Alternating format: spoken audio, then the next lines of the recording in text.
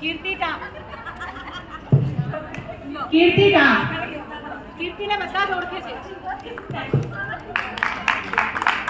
શૂન્યમાંથી એને સર્જન કર્યું છે. ખરા અર્થમાં મહિલા સશક્તિકરણ કોને કહેવાય એનું સચોટ ઉદાહરણ છે. એક નાની સંસ્થામાંથી વિશાળ જબરજસ્ત સ્કૂલના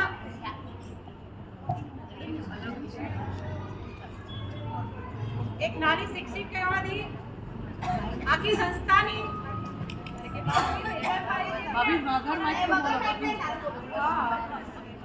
જેમણે સ્થાપના કરી છે એ કીર્તિ ભાભી અમારા પ્રેસિડેન્ટ સપના બસરુ એમને સન્માનિત કરશે.